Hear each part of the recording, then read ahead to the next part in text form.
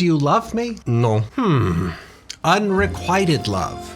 It's the stuff poetry is made of, isn't it? No. Well, regardless, we've all been there, haven't we? No. Yeah, I get it. You're unique and you've never experienced any kind of disappointment, but you've already said you're not interested, so please, leave me alone and let me make the video if you don't mind. Now, for the rest of us who hasn't been there, your heart aches for the impossibly perfect person who remains aloof and out of reach.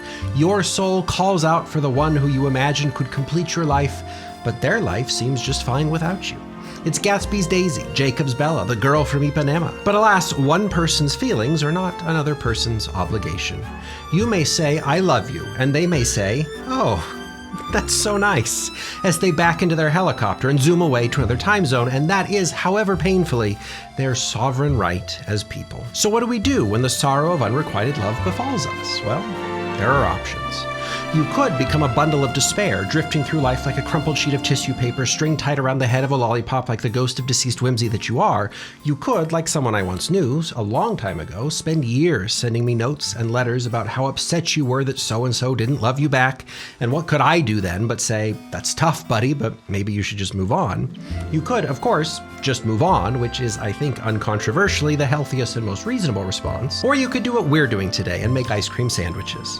Well, but not just any kind of ice cream sandwich, a laborious and time-consuming ice cream sandwich that will surely take your mind off that person whom you have placed in the numerator and who insists on staying there. And just between you and me, it might impress them so much that you do get a little reciprocal admiration. Well, look at me.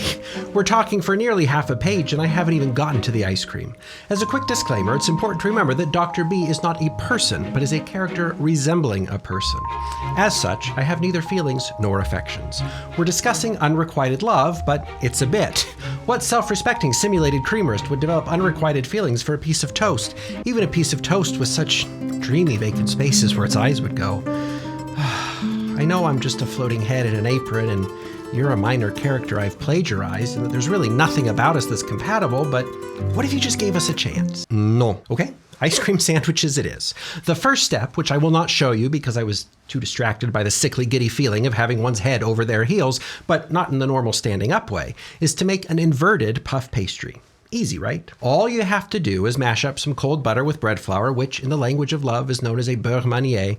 Then make a separate dough with some water and flour. Yum, yum. Then we're going to roll out our butter, put the rectangle of dough in there, fold up the butter into a lovely yellow Valentine envelope package and roll it and fold it a couple thousand times with half-hour stops in the fridge in between every roll and fold. Before you know it, you'll have puff pastry, but with the butter on the outside and the dough on the inside, and I'm sure that probably matters a lot. Failing that, just like your amorous advances, you could also just buy frozen puff pastry. I mean, how much of a difference could it really make? Then, after the final turn, we'll dust the whole thing liberally with sugar and roll it up. Yes, we're making palmier. Yes, I'm rolling it into a circle instead of the traditional shape because it seems more ice cream sandwichy. Yes, it may probably have been a mistake, as you'll see, but hey, some would say that continuing to hold a candle for an uninterested party is also a mistake. But who knows? They could always change their mind, and that would be the start of the grandest romance in history, right? No. Well, worth a shot. But why are we doing this? Because I wanted to make something inspired by pain au chocolat. Why? Because as we all know, crying pain au chocolat tears is a documented symptom of unrequited love. Anyway, if that's what we're doing, we need chocolate ice cream. You can make any old recipe for it you have lying around. Here's the one I used. Once it was churned, I put it into a pre-frozen pie dish in order to mold the ice cream into sandwich-appropriate depth. Then you gotta let the whole thing solidify in the freezer. In fact, that's a good lesson for all of us unrequiteds. The only cure is cooling off. Persisting is just torturing yourself. And you can't torture yourself, it'll make the ice cream bitter. Okay, all done. Now let's get our rolled discs of baked dough, a circle cutter of the appropriate diameter, and the frozen disc of ice cream, and cut out ice cream pucks that will sit just perfectly in our handmade palmier. It's messy, freezing work, but it's also melty work. So hurry your assembled sandwiches into the freezer to reassert their ice creaminess before the harsh realities of the real world turn them into a puddle. And that's that. Look what we've got. Pretty impressive, don't you think? No. Yeah, but you're just saying that. Every no is really just a secret we. Only I know the real you, the you that you're afraid to show anyone else. No, whatever. But yes, they're very good and very fun to make if you like doing things like making puff pastry by hand. And that's the goal, isn't it? To fill the void, to fill it with laborious labors and sweet treats.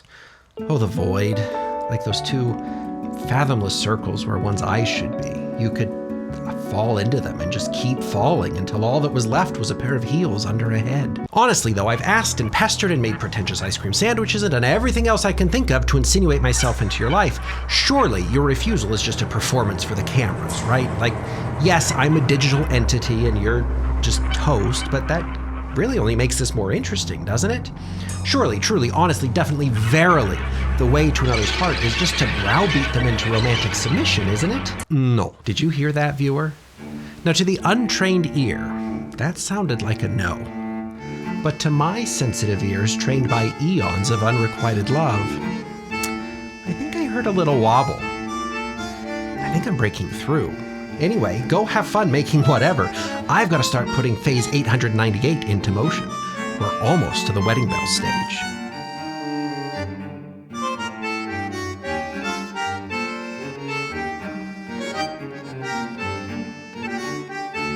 No.